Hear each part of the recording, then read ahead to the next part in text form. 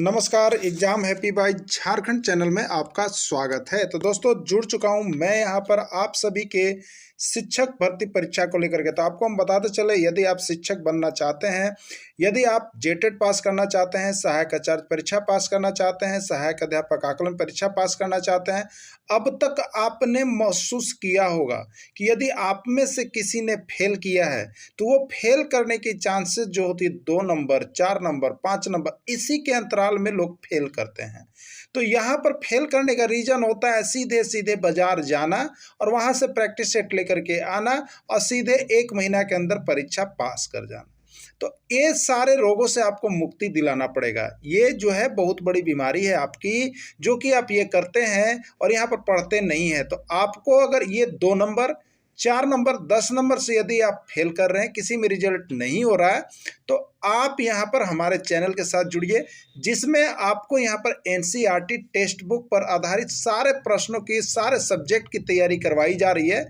जहाँ पर यदि आप जुड़ते हैं तो आपको यहाँ पर 100 नहीं 101% पास होने की गारंटी देता है। जहां आप 2-4 नंबर कम करके चलते फेल हो रहे थे, वहां आपको 2-4-5 नंबर ऑटोमेटिक बढ़ने वाला है।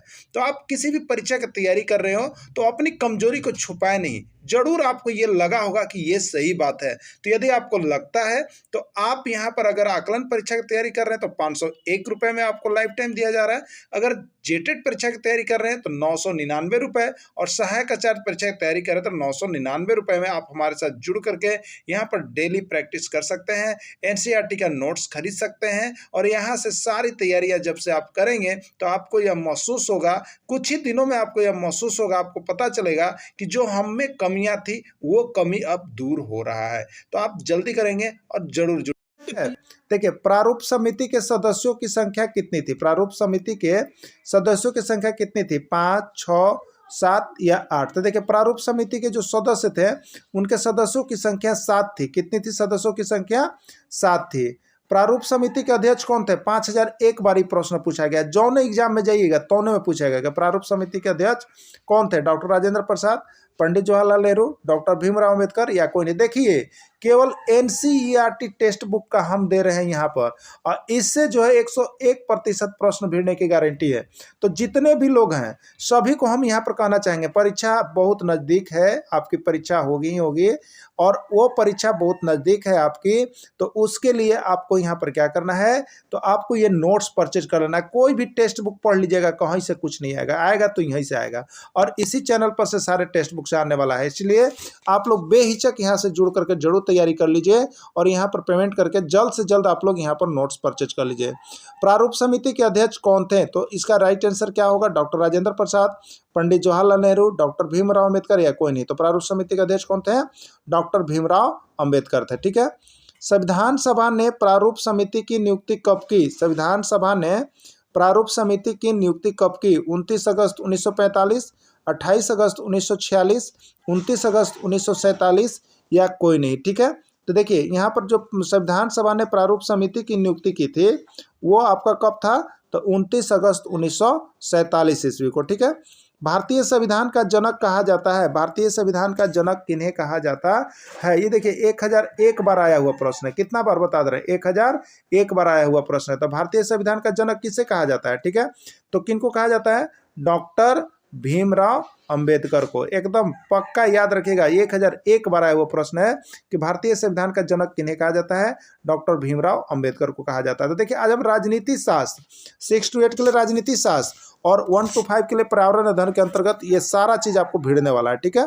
भारतीय संविधान को अंगीकृत कब किया गया? 26 जनवरी 1950, 26 नवंबर 1949, 26 अक्टूबर 1950। देखिए, आप लोग जब किताब में देखते होंगे शिक्षक बंधु, तो सभी स्कूलों में प्रस्तावना बच्चों को गाने के लिए कहा जाता है, प्रस्तावना बोलने के लिए बोला जाता है, भारतीय संविधान की प्रस्तावना। ठीक है। तो उसमें लास्ट में देखते होंगे, हम भारत के लोग भारत को करते हैं एक संपूर्ण, तो क्या लिखा होता है लास्ट में? आज हम 26 जनवरी 1949 ईस्वी, मिति मार्ग शीर्ष शुक्ला सप्तमी को भारतीय संविधान को अंगीकृत, अधिनियमित और आत्मसमर्पित करते हैं। जय हिंद जय भारत नारा लगाते हैं कि ना लगवाते हैं? लगवाते हैं ना। तो वही है 26 यहाँ पर क्या है 26 नवंबर 1949 को मिति मार्गशीर्ष शुक्ला सप्तमी को यहाँ पर क्या करते हैं एतद द्वारा अंगीकृत अधिनियमित करते हैं। आप लोग कहते हैं तो 26 नवंबर 1949 हो जाएगा। ठीक है। भारत का संविधान लागू हुआ, देखिए वहां पर क्या किया गया, आपको सबसे पहले 26 नवंबर 1949 को स्वीकृत किया गया, लेकिन लागू कब किया गया? भारत का संविधान लागू कब हुआ? 26 नवंबर 1949, 26 जनवरी 1950, 26 नवंबर 1949 या कोई नहीं। ठीक है। तो भारत का संविधान जब लागू हुआ वो था आपका 26 जनवरी 1950 और उसी दिन से भारत क्या घोषित हो गया? गणतंत्र घोषित हो गया। ठीक है। भारतीय संविधान का निर्माण होने में कितना समय लगा? आपको बताना है कि भारतीय संविधान का निर्माण होने में कितना समय लगा। 501 बार प्रश्न देखिए आपका आया हुआ है, पूछा हुआ है। 2 वर्ष 11 महीना 18 दिन, 2 वर्ष 10 महीना 15 दिन, 3 वर्ष या कोई नहीं। ठीक है। तो भारतीय संविधान का निर्माण होने में जो समय लगा है वो है आपका 2 वर्ष 11 महीना 18 दिन, 2 वर्ष 11 महीना 18 दिन लगा है। ठीक है। चलिए अगला होगा देश का। आज हम लोग यहाँ पर कारक, तो कारक से आने वाले सभी महत्वपूर्ण प्रश्नों को इसमें हम यहाँ पर कवर अप करने वाले हैं, वो भी आपके ट्रिक के साथ, और साथ में ऐसे उदाहरण भी आपको बताए जाएंगे जो कि अभी तक कारक आपको यदि समझ में नहीं आ रहा था तो वो आज यहाँ पर पूरे आपको क्लियर हो जाएगा। तो बस वीडियो के अंत तक जुड़े हुए रहिएगा, बने हुए रहिएगा। सारे कारक से यदि प्रश्नों को समझ में नहीं आया तो आप जरूर कमेंट करके बताइएगा जिस कारक में आपकी समस्या रहती है। तो वैसी माताएं बहनें और भाइयों को जो अभी तक 2, 4, 10 नंबर के कारण फेल कर जा रहे हैं उनके लिए यहाँ पर रामबाण औषधि की क्लास चलाई जा रही है। इस रामबाण औषधि में आप जरूर शामिल होंगे और इस क्लास को यदि आप पूरा अटेंड कर लेते हैं तो आपको मैं बता देता हूँ कि अब तक जो भी आपको 2, 4, 10 नंबर के कारण आपका रिजल्ट नहीं हो पा रहा था वो रिजल्ट आपका होने वाला है। चाहे आप सीटेट की तैयारी कर रहे हो, चाहे आप जेटेट की तैयारी, सहायक आचार्य या सहायक अध्यापक आकलन परीक्षा, सभी में यहाँ पर स्कोर आपके पूरे पक्के मिलने वाले हैं और आपके रिजल्ट होने वाले हैं। तो जो अभी तक नहीं भी जुड़ पाए हैं वो फटाफट हमारे साथ जुड़ जाएंगे और अभी की क्लासेज को जो यहाँ पर नोट्स सारे PDF यहाँ पर लाइफ टाइम जो होता है वो आपका 1001 कर दिया गया है। तो आप जुड़ करके यहाँ पर तैयारी कर सकते हैं। तो चलिए स्टार्ट करते हैं कारक को। देखिए कारक क्या है? किसी कार्य को करने वाला यानी जो भी क्रिया को करने में भूमिका निभाता है वो कारक कहलाता है। यानी आप कह सकते हैं कि जो भी संज्ञा या जो भी सर्वनाम है वो क्रिया को करने में जो भूमिका निभा रहा है वो सभी यहाँ पर कारक कहलाएंगे। आइए देखते हैं उदाहरण। जैसे राम खाना खाता है, सूरज किताब पढ़ता है, रमेश खाना खाया, रमेश जो है यहाँ पर लंदन गया। तो किसने गया? जिसके द्वारा गया। ये सारा जो यहाँ पर है वो सारी चीजें जो है कारक के अंतर्गत आएगी। ठीक है।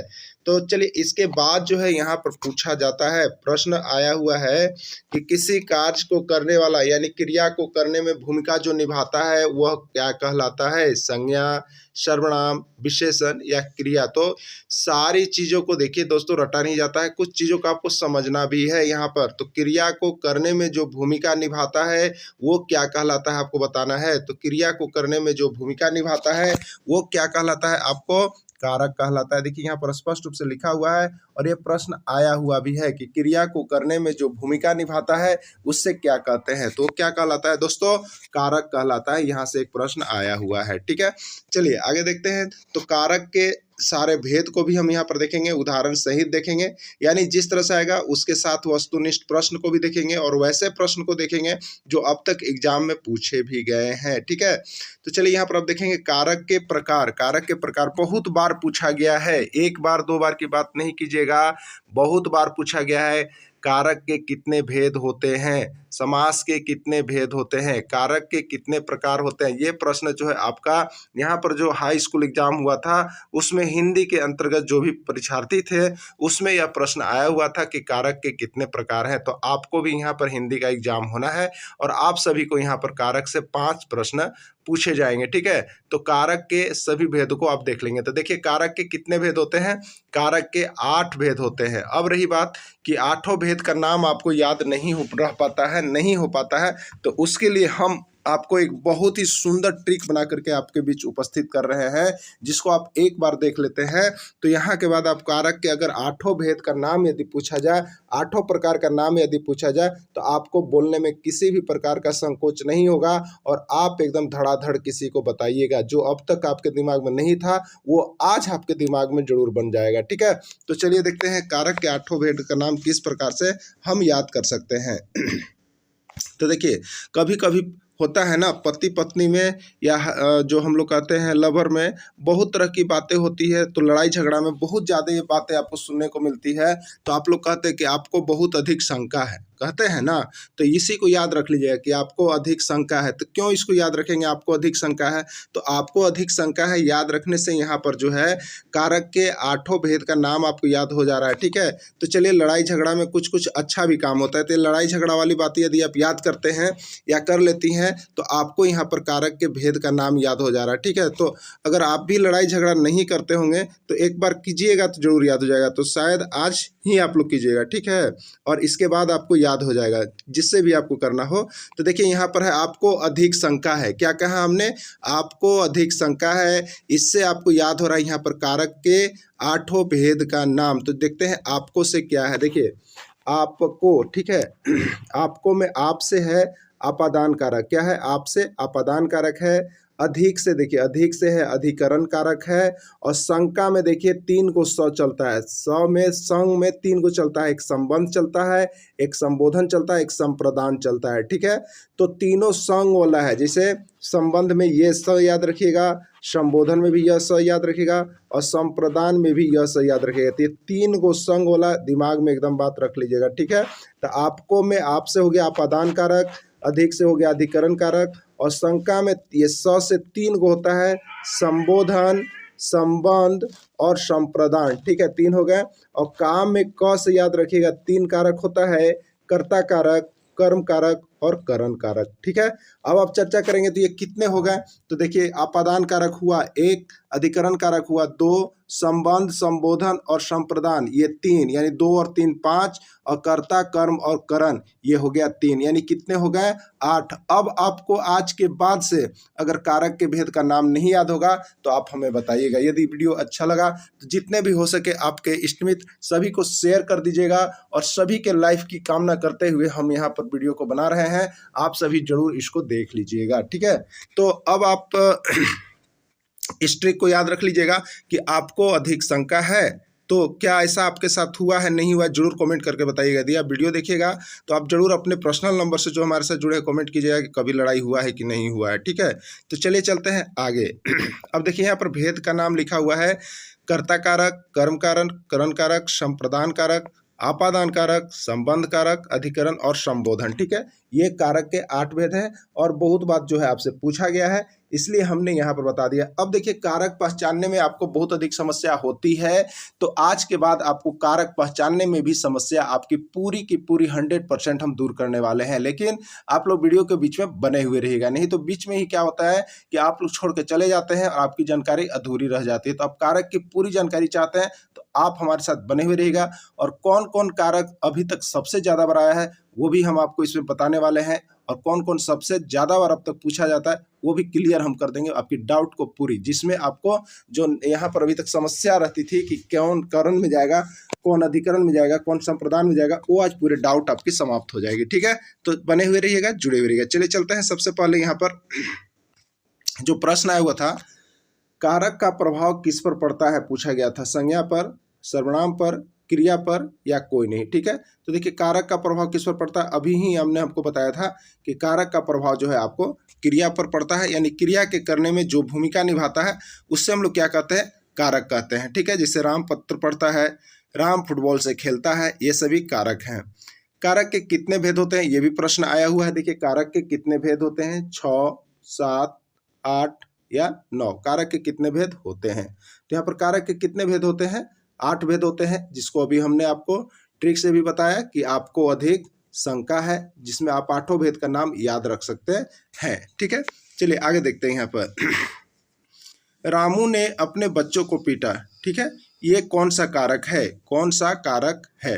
तो देखिए रामू ने, यहाँ पर जो आया है देखिए दो चिन्ह आया है, दो चिन्ह आया है, एक ने भी आया है, एक के भी आया है। तो यदि आप चिन्ह जानते हैं तो आपको यहाँ पर कह सकते हैं कि सर ये जो है आपका कर्ता कारक भी है और ये आप कह सकते हैं कि कर्म कारक भी है, क्योंकि कर्ता कारक का चिन्ह होता है ने और कर्म कारक का चिन्ह होता है को। लेकिन यहाँ पर एक बात आप याद रखिएगा, जिसमें करने वाला पर ज्यादा प्रभाव पड़ता है, जिस काम को कर रहा है आदमी, अगर उस पर ज्यादा प्रभाव पड़ रहा है क्रिया का तो वो कर्ता कारक होगा। ठीक है, तो यहाँ पर रामू ने, किसने बच्चों को पीटा है, रामू ने, यानी रामू पर ज्यादा प्रभाव पड़ रहा है, इसलिए यह कर्ता कारक के अंतर्गत जाएगा। तो यह कर्ता कारक है। जैसे एक और देख लेते हैं, राम आम खाया। अब बताइए इसमें आप देख रहे हैं तो इसमें कोई भी चिन्ह नहीं है। तो देखिए यही एक समस्या होती है कि यदि आप ठीक ढंग से नहीं समझे हैं कारक को तो आप यहाँ पर बहुत ज़्यादा कंफ्यूजन आपको होता है कि कर्ता कारक में जाएगा या कर्म कारक में जाएगा। ठीक है, तो देखिए कारक को यहाँ पर समझना बहुत ही आसान है, सिर्फ आप अपने आप को देखिए कि क्या करें, राम आम खाया, यानी अब आप बताइएगा कि राम आम खाया, यही चीज लिखा हुआ है। तो आम कौन खाया है, राम ने खाया है। ठीक है, राम ने खाया है। आम कौन खाया है, तो राम ने खाया। तो देखिए यहाँ पर ने का लोप हुआ है, ने का लोप हुआ है। ठीक है, तो आप इसको देखेंगे तो राम ने आम खाया, आम किसके द्वारा खाया गया है, राम के द्वारा खाया गया है। तो राम ने आम खाया है, कोई और दूसरा नहीं खाया है। तो यहाँ पर देखिए कारक का लोप था। अब आपसे पूछा जाए कि ये कौन सा कारक है, तो राम ने आम खाया, तो ने इसमें छिपा हुआ है, तो यहाँ पर कौन सा हो गया, कर्ता ने, यानी ने छुपा हुआ था तो कर्ता कारक में जाएगा। तो इस तरह से कुछ चीजों को हमें देखना भी पड़ता है, समझना भी पड़ता है। अगर चिन्ह नहीं है तो आप कंफ्यूजन हो जाता है, और सिर्फ चिन्ह दे करके भी नहीं बताना है। तो इस तरह से अब आप समझ गए होंगे कि वैसा कारक जिसका प्रभाव कर्ता पर ज्यादा पड़ता है, करने वाला पर ज्यादा प्रभाव पड़ता है, तो उसको हम लोग यहाँ पर कर्ता कारक के अंतर्गत रखेंगे, और जिसमें कर्म पर प्रभाव पड़ता है उसको कर्म कारक के अंतर्गत रखेंगे। तो आगे सारे कारक को हम लेकर के आएंगे, बस आप बने हुए रहिएगा और जुड़े हुए रहिएगा। देखिए कर्ता कारक का विभक्ति चिन्ह क्या होता है, ने, में पर, को या नीचे से है, क्या होता है कर्ता कारक का विभक्ति चिन्ह। तो देखिए ये जो आपका है ना, ये आपका जेएसएससी में 3 बार अभी तक प्रश्न पूछ दिया गया है कि कर्ता कारक का विभक्ति चिन्ह क्या होता है। तो कर्ता कारक का जो विभक्ति चिन्ह होता है वो होता है कर्ता ने। ठीक है, सारे विभक्ति चिन्ह को भी हम यहाँ पर क्लियर करते गए हैं, आपको कारक के साथ ही उदाहरण के साथ और साथ में ऑब्जेक्टिव क्वेश्चन भी है। तो चलते हैं आगे। देखिए आगे कर्ता कारक का विभक्ति चिन्ह ने होता है। गोपाल ने राधा को बुलाया, गोपाल ने राधा को बुलाया, यह कैसा कारक है, गोपाल ने राधा को बुलाया, यह कैसा कारक है, आपको बताना है। कर्म कारक है, करण कारक है, संप्रदान कारक है या अपादान कारक है। देखिए ये जो यहाँ पर कारक देख रहे हैं ना, इसमें अब इसके बाद हम आपको बता देंगे कि कौन कौन सा कारक जो है आपको सबसे ज्यादा एग्जाम में आता है और सबसे ज्यादा आपको कंफ्यूजन रहता है। लेकिन इसको यदि आप देख लीजिएगा तो वो कारक का कंफ्यूजन आज आपका पूरा दूर हो जाएगा। ठीक है, तो गोपाल ने राधा को बुलाया। ठीक है, यहाँ पर बुलाना जो है क्या है, आपका यहाँ पर क्रिया है, और कौन बुलाया, किसको बुलाया, तो राधा को बुलाया। किसको बुलाया, राधा को बुलाया। तो देखिए ये जो क्रिया है ना, उसका प्रभाव सीधा यहाँ पर आपको कर्म पर पड़ रहा है, राधा पर बुलाया। ठीक है, राधा को बुलाया। यहाँ पर लिख सकते हैं हम, गोपाल ने घोड़ा को पानी पिलाया, लिख सकते हैं गोपाल ने घोड़ा को पानी पिलाया। रमेश ने कुत्ता को खाना खिलाया। तो इस तरह से देखिए यहाँ पर कुत्ता को खाना खिलाया, इसलिए खिलाना का प्रभाव जो है कुत्ता पर पड़ रहा है, कर्म पर पड़ रहा है। तो जिसका प्रभाव सीधे क्रिया का कर्म पर पड़ता है उसको हम लोग यहाँ पर कर्म कारक कहते हैं। ठीक है, कर्म कारक होगा। यह कौन सा कारक होगा, तो ये कर्म कारक आपका हो जाएगा। आगे देखिएगा यहाँ पर लिखा हुआ है, जो हमसे नोट्स परचेज करते हैं उनके लिए नोट्स यहाँ पर बना करके प्रोवाइड किया जाता है, और सारे नोट्स और वीडियो आपको यहाँ पर, वो चाहे आपको हिस्ट्री का नोट्स चाहिए, चाहे सिविक्स का या मैथ रीजनिंग, सारे का यहाँ पर तैयारी करवाया जा रहा है, और वो भी आपको सिर्फ 999 रुपये में आपको अब प्रोवाइड किए जा रहे हैं। ठीक है, तो आप सभी को यदि अच्छा लगता है जरूर अपने दोस्तों को शेयर करेंगे और यहाँ पर नोट्स को परचेज अवश्य कर लेंगे, क्योंकि ऐसा नोट्स और कहीं भी चैनल पर आपको उपलब्ध नहीं मिलेगा। कर्म कारक का विभक्ति चिन्ह है ने, को, से या के लिए। तो यहाँ पर कर्म कारक का विभक्ति चिन्ह क्या होता है, ये आपका हाई स्कूल परीक्षा में आया हुआ प्रश्न है। हाई स्कूल में आपसे पूछा गया था हिंदी के अंतर्गत कि कर्म कारक का विभक्ति चिन्ह क्या होता है। तो क्या होता है, कर्ता ने होता है, कर्म को होता है, करने वाला को यहाँ पर कर्म को कहा जाता है। अगला है करण कारक, देखिए क्या है अगला, करण कारक। ये कारक जो है आपको बता देते हैं, बहुत ही इंपॉर्टेंट कारक है और यहाँ से हर बार प्रश्न आपके एग्जाम में छपते रहते हैं। तो आज आप करण कारक को एकदम क्लियर कर लीजिएगा, क्योंकि करण कारक, अपादान कारक, सपादान कारक और संबंध कारक है, ये 4 कारक आपको हम बता देते हैं। ऐसे कारक हैं जो आपके एग्जाम में आपका पीछा नहीं छोड़ते हैं अगर कारक से आता है तो इसलिए इन चारों को पीछा आपको नहीं छोड़ना पड़े, इसलिए आप इन लोग का पीछा कीजिएगा। ठीक है, अब प्रश्न आपका पीछा नहीं करेगा, अब उसका पीछा आप कीजिएगा और जैसा भी पूछेगा आप उसका जवाब जरूर दीजिएगा। तो ठीक है, तो चलिए चारों कारक अब आपका आने वाला है जो इंपॉर्टेंट होगा, तो आप उस चारों कारक को जरूर देख लीजिएगा। देखिए करण कारक में क्या होता है, तो करण कारक वह साधन है जिसमें क्रिया होती है, यानी जिसकी सहायता से किसी काम को अंजाम दिया जाता है, उसको हम लोग करण कारक के अंतर्गत कहते हैं। यानी वह वस्तु, वह साधन जिससे किसी काम को अंजाम दिया गया है, जिससे किसी काम को किया गया है, वो आपको करण कारक के अंतर्गत आएगा। ठीक है, और करण कारक का विभक्ति चिन्ह 2 गो होता है, एक से होता है या ए के द्वारा होता है। ठीक है, करण कारक के 2 विभक्ति चिन्ह होते हैं, चाहे से होता है चाहे के द्वारा होता है। तो देखिए आगे चल के हम यहाँ पर आपको करण कारक और एक जो है संप्रदान अपादान में जो यहाँ पर डाउट होता है उसको भी हम आगे क्लियर करेंगे, वो आप देख लीजिएगा। तो अभी करण कारक का मतलब क्या होता है, इसमें साधन के बारे में बताया जाएगा और उस साधन से आप क्या करेंगे, किसी काम को अंजाम देंगे। जैसे आप यहाँ पर देख सकते हैं, राम ने पेन से पत्र लिखा। ठीक है, तो पत्र लिखने का साधन यहाँ पर क्या है, पेन है, और यहाँ पर विभक्ति चिन्ह क्या है, से है। तो से जो है और भी कारक में आता है, से जो है और भी कारक में आते हैं। तो आपको यहाँ पर क्लियर करना है कि ये जो से वाला विभक्ति चिन्ह दे रहा है वो करण कारक का है या नहीं है। तो ये जो विभक्ति चिन्ह है वो करण कारक का है, क्योंकि करण कारक में से है और से का मतलब यहाँ पर क्या है, साधन से है। तो वैसा कारक जिसमें साधन के द्वारा कोई काम किया जाता है उसको आप करण कारक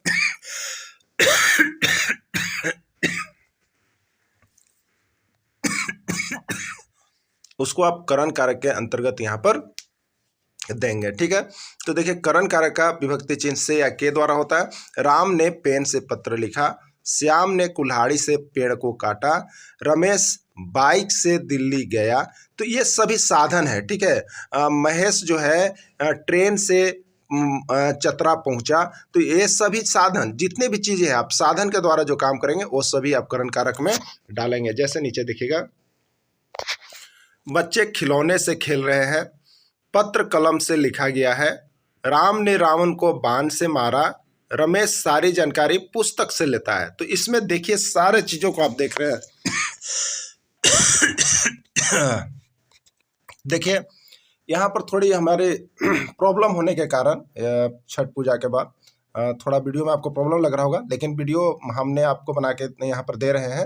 लेकिन अगर दिक्कत लगे तो फिर इसकी दूसरी वीडियो बन जाएगी जब हमारे गले की खराश ठीक हो जाएगी। लेकिन फिलहाल अभी आपको यहाँ पर डेली हम प्रोवाइड करने के लिए प्रयास कर रहे हैं। ठीक है, देखिए बच्चे खिलौने से खेल रहे हैं।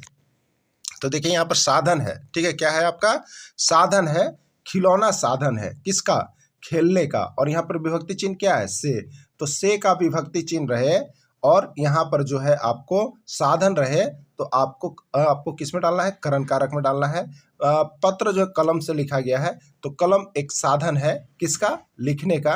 राम ने रावण को बाण से मारा। ठीक है, तो बाण यहाँ पर एक साधन है किसका, मारने का। रमेश सारी जानकारी पुस्तक से लेता है, यानी यहाँ पर जानकारी लेने का साधन पुस्तक है। तो इस तरह से जिसमें आपको लगे कि किसी साधन के द्वारा काम किया जा रहा है तो वो आपका करण कारक में जाएगा। अब हमें यह पूरा विश्वास है कि आपको यदि करण कारक से आता है तो आप यहाँ पर पूरे प्रश्न को सही कर पाइएगा। इसके बाद भी किन्हीं को दिक्कत है तो आपके पास मोबाइल नंबर दिया हुआ है, आप कॉल करें और सारी जानकारी ले सकते हैं, क्योंकि करण कारक से एक प्रश्न आपके एग्जाम में आते हैं। श्याम बाइक से बाजार जाता है, यह कौन सा कारक है, कर्ता कारक, कर्म कारक, करण कारक, संप्रदान कारक। कौन सा कारक होगा कि श्याम बाइक से बाजार जाता है। तो देखिए यहाँ पर साधन का प्रयोग किया गया है, बाजार जाता है। कौन सा साधन बाजार जाने के लिए है आपके पास, बाइक। तो से विभक्ति चिन्ह है, से करण कारक का है, लेकिन साधन है तो साधन जिसमें होगा उसमें आपको जो है यहाँ पर करण कारक के अंतर्गत डालना है। तो ये करण कारक में जाएगा। ठीक है, करण कारक का विभक्ति चिन्ह है ने है, को है, से या के द्वारा है या कोई नहीं। तो करण कारक का दो विभक्ति चिन्ह होता है, एक से होता है या एक के द्वारा होता है। ज्यादा प्रयोग से वाला किया जाता है, के द्वारा वाला प्रयोग बहुत कम होता है। अगला प्रश्न है संप्रदान कारक। देखिए संप्रदान कारक, करण कारक को आपने पहचान लिया ना, वह कारक जिसमें साधन की सहायता से काम किया जाता है। तो साधन वाला करण है, कौन है, याद रखिएगा, साधन वाला करण है, यानी करण में साधन होता है। चलिए अब बात कर लेते हैं संप्रदान कारक। तो ये भी कारक उतना ही आसान है जितना आपको जो है करण कारक अभी लगा होगा। तो संप्रदान कारक का अर्थ होता है देना, संप्रदान कारक का अर्थ होता है देना, संप्रदान कारक का अर्थ होता है आदान प्रदान करना। जब वाक्य में किसी को कुछ दिया जाए या किसी के लिए कुछ किया जाए तो उसे हम लोग संप्रदान कारक के अंतर्गत रखते हैं। तो अब आप संप्रदान कारक को समझ गए होंगे। संप्रदान कारक में वस्तु का आदान प्रदान होता है या किसी को कुछ दिया जाता है, किसी को दान दिया जाता है, तो ये सभी संप्रदान कारक का यहाँ पर होता है। अब रही बात कि इसका विभक्ति चिन्ह क्या होता है। तो संप्रदान का विभक्ति चिन्ह होता है के लिए, क्या होता है, के लिए या को, के लिए या को। ठीक है, तो देखिए रमेश अपने बेटे के लिए साइकिल खरीदा, रमेश अपने बेटे के लिए साइकिल खरीदा। क्या कर रहे हैं, अब देखिए आपको चिन्ह नहीं भी याद है, हो सकता है कि आपको विभक्ति चिन्ह नहीं याद हो, लेकिन आप याद रखिएगा जिस वाक्य में किसी को कुछ दान दिया जाता है, किसी को कुछ उपहार दिया जाता है, किसी को कुछ गिफ्ट दिया जाता है, तो देखिए संप्रदान, संप्रदान याद रखिएगा, क्या याद रखिएगा, संप्रदान मतलब दान होना है। यहाँ पर क्या होता है, प्रदान, यानी आपके द्वारा आदान प्रदान करने वाली चीज जो रहेगी करेंगे आप, उस वाक्य से पता चलेगा, तो उसको आप यहाँ पर संप्रदान कारक के अंतर्गत डालेंगे। संप्रदान का चिन्ह होता है के लिए या को होता है। तो रमेश अपने बेटे के लिए साइकिल खरीदा, तो रमेश अपने बेटे को क्या कर रहा है, दे रहा है, क्या दे रहा है, साइकिल दे रहा है। राम अपनी पत्नी को साड़ी दिया, ठीक है, राम अपनी पत्नी को साड़ी दिया, तो राम भी यहाँ पर कुछ दे रहा है, किसको दे रहा है, अपनी पत्नी को दे रहा है। तो अगला आप देखेंगे रमेश अपनी गर्लफ्रेंड को गिफ्ट दिया, रमेश अपनी गर्लफ्रेंड को गिफ्ट दिया, ठीक है, या रमेश कह सकता है कि अपनी पत्नी के लिए एक घर खरीदा। तो इस तरह से यहाँ पर कोई भी गिफ्ट दिया जाए, वो सारे गिफ्ट जो देने वाली चीजें होती है वो संप्रदान में होता है, यानी संप्रदान में कोई चीज दान दिया जाता है, किसी का आदान प्रदान किया जाता है। अब आपको दिक्कत नहीं होना चाहिए संप्रदान कारक को पहचानने में। रमेश नौकर को वेतन दिया, रमेश नौकर को वेतन दिया, कौन सा कारक है, कर्ता कारक, कर्म कारक, करण कारक या संप्रदान कारक। ये आपका हाई स्कूल परीक्षा में आया हुआ था, ठीक है, कि रमेश नौकर को वेतन दिया, कौन सा कारक है, कर्ता कारक है, कर्म कारक है, करण कारक है या संप्रदान कारक है। तो इसका राइट आंसर क्या हो जाएगा, तो इसमें दान दिया जा रहा है, गिफ्ट किया जा रहा है, इसलिए यहाँ पर क्या होगा, आपका संप्रदान कारक आएगा। इसका राइट आंसर क्या हो जाएगा, तो संप्रदान कारक हो जाएगा। तो अब आप समझ गए होंगे कि जिसमें साधन से काम किया जा रहा है, किसी साधन से, वो करण कारक है, जिसमें दान दिया जा रहा है वो संप्रदान कारक है। एकदम याद रख लीजिएगा दोस्तों। अब तो इसको पक्के आप गांठ बांध लीजिएगा और हमें पूर्ण विश्वास है कि आप इस वीडियो को जरूर शेयर कीजिएगा और अपने उन दोस्तों तक बताइएगा जो अब तक हमारे साथ नहीं जुड़े हैं और नहीं जुड़ रहे हैं, तो वो जरूर एक बार जुड़ेंगे। तो जितना हो सके आज 100 लाइक, यहाँ पर 1000 लाइक जरूर कर देना दोस्तों, ठीक है, जरूर 1000 लाइक जरूर करवा दीजिएगा, जिससे कि इस चैनल को आगे बढ़ाया जा सके। तो आप लोगों का सहयोग बहुत ही जरूरी है। संप्रदान कारक का विभक्ति चिन्ह है के, ने, कौन या के लिए। तो संप्रदान कारक का विभक्ति चिन्ह क्या होता है, के लिए, क्योंकि के लिए का प्रयोग हम लोग कब करते हैं, जब किसी को कुछ देते हैं। तो याद रखिएगा, जब देना होगा तो संप्रदान, और जब संबंध जब यहाँ पर आपको साधन से काम करना होगा तो करण। और ये जो है बहुत बार प्रश्न पूछा जाता है, संप्रदान और करण, इसमें कभी शक मत रखिएगा, ठीक है। चलिए आगे देखिएगा, आपादान कारक। आपादान कारक हम आपको बता दें, आपादान कारक 1001 मतलब कि एकदम 1,001 बार आने वाला प्रश्न है दोस्तों अपादान MVVI। अगर इसको आप नहीं देखते हैं, नहीं समझते हैं, तो आप यहाँ से आउट हो जाइएगा और कारक से 2 से 3 नंबर जो आएंगे वो आप यहाँ से छोड़ के आइएगा। इसलिए अपादान को कभी भुलाइएगा नहीं, क्योंकि यह बार बार 2-4 नंबर जो अधिक बढ़ता है उसको कम करके लोग आते हैं। तो आज आपको देखिए यहाँ पर कसम खाना है और आपको यहाँ पर अपादान कारक को एकदम समझ लेना है अच्छी तरह से। अब वीडियो देखने के बाद अगर समझ में नहीं आए तो एक बार कॉल घुमाइएगा हमारे पास, ठीक है। चलिए, अपादान कारक में क्या होता है आप देखिएगा। जब संज्ञा या सर्वनाम के किसी रूप से किन्हीं 2 वस्तुओं के अलग होने का बोध होता है तो अपादान कारक होता है। एकदम याद रख लीजिए, एक साथ होंगे 2 वस्तु और वो किसी कारणवश एक दूसरे से अलग हो जाएंगे, एकदम अलग हो जाएंगे, उसका और इसका कोई रिश्ता नहीं रहेगा, तो उसको हम लोग यहाँ पर अपादान कारक कहेंगे, ठीक है। अब देखिए जब कोई भी चीज अलग अलग होती है, जब कोई भी चीज अलग अलग या अलगाव होती है, उससे संबंध टूट जाता है, तो वो भी आपका अपादान कारक होता है। अपादान कारक का विभक्ति चिन्ह से होता। अब देखिए दोस्तों, यही तो यहाँ पर मार्क करना था, जो हमें आपको बताना है और जो आपको सीखना है वो है अपादान कारक और करण कारक। आप बताइएगा, अपादान कारक का भी चिन्ह क्या है? से है।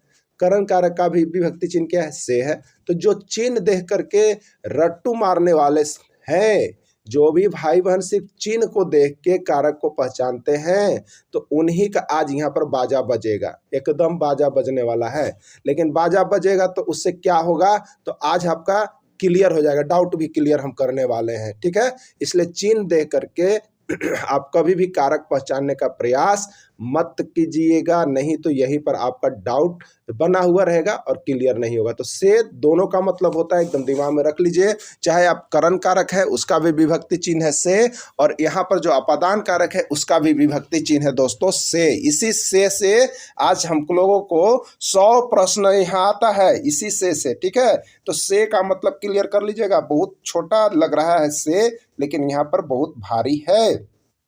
तो देखिए, करण कारक में से का मतलब साधन से होता था, किसी साधन से हम काम कर रहे हैं और उसमें विभक्ति चिन्ह से आए तो वो जो है आपका करण कारक है। लेकिन अपादान कारक में से का मतलब है, इसमें भी से आएगा, लेकिन इसका मतलब है कि हमने काम किया है और काम करने में क्या हुआ कि 2 वस्तु एक साथ थी और वो अलग अलग हो गई, बिलगाव हो गया, अलगाव हो गया, संबंध टूट गया, तो उसको हम लोग अपादान कारक कहेंगे। जैसे यहाँ पर देखिएगा आप लोग, ठीक है। देखिए, सुरेश बाइक से गिर गया। वाह, देखिए अभी क्या था, सुरेश बाइक पर था, बाइक और सुरेश एक साथ हैंडल पकड़ के सटे हुए थे, ठीक है। अभी दोनों सटे हुए थे, लेकिन धक्का हो गया या किसी का एक्सीडेंट हो गया। अब आप देखेंगे तो बाइक कहीं और है और सुरेश कहीं और है, तो देखिए इसमें क्या हुआ, अलगाव हो गया, अलग अलग हो गया, बाइक अलग हो गए और सुरेश जी अलग हो गए। तो इसमें भी से आया है। आप कहिएगा सर इसमें से आया है, तो से आपको लगेगा कि सर ये तो करण कारक का है, लेकिन करण कारक में क्या था, ये गिरने की बात नहीं कही जा रही थी, इसमें कहा जा रहा था कि सुरेश बाइक से बाजार गया है।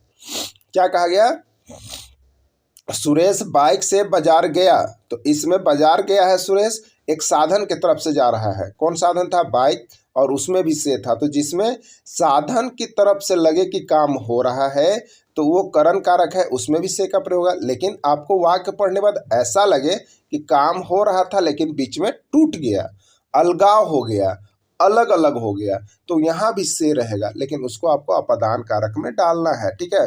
सांप बिल से बाहर गया। देखिए क्या हो गया, अभी सांप था, बिल में रह रहा था, बिल में रह रहा था, कोई बिल हो सकता है। लेकिन अब क्या हो गया, जब सांप बाहर निकल गया, बिल से बाहर चल गया, तो बिल और सांप जो दोनों एक जगह थे वो दोनों अलग अलग हो गए हैं। क्या हो गए हैं, अलग अलग हो गए, सांप अलग हो गया और बिल अलग हो गया। अब उसका संबंध वहां से कनेक्शन कट गया है। तो ये भी आपका से यहाँ पर है, तो से आप करण में नहीं जाएंगे, अपादान में जाएंगे, ठीक है। रमेश रीता से संबंध तोड़ लिया। रमेश रीता से संबंध तोड़ लिया। चलिए, रमेश और रीता अभी एक साथ उठते थे, एक साथ बैठते थे, एक साथ खाते थे, 2 जान थे लेकिन एक दिल था। आज वो टूट गया, मतलब दोनों अलग अलग हो गए, एकदम बिखर गए दोस्तों, ठीक है। तो यहाँ पर बिखरना, टूटना जो है, ये क्या होता है, आपका अपादान कारक के अंतर्गत आता है। तो ये अपादान कारक हो गया कि अभी तक दोनों हाथ मिलाते थे, पूरे संबंध थे, लेकिन वो सारे खत्म हो गए। आज के बाद वो किसी और के साथ, वो किसी और के साथ, ठीक है। तो ये यहाँ पर अलगाव हो गया, इसलिए इसको जो है आप अपादान कारक में डालेंगे। अब देखिएगा, पेड़ से पत्ता गिर रहा है, ये तो प्रश्न अभी तक 1001 बार आया है। पेड़ से पत्ता गिर रहा है, ठीक है, आपको बता दें 1001 बार आया है पेड़ से पत्ता गिर रहा है, ठीक है। तो अभी देखिए पेड़ था ना, पेड़ था, देखिए ये पेड़ था, इससे पत्ता लगा हुआ था, ठीक है। अब क्या होगा, पेड़ से पत्ता टूट के गिर गया, यानी अब यहाँ पर सिर्फ पेड़ रह गया और यहाँ पर क्या हो गया, पत्ता हो गया। तो ये दोनों जुदाई हो गया, ठीक है, क्या हो गया, जुदाई। तो जिसमें जुदाई हो, जिसमें गम हो, जिसमें अलगाव हो, जिसमें बिलगाव हो, जिसमें टुटाव हो, जिसमें बिखराव हो, ये सारा चीज़ आपको हम बता दे रहे हैं।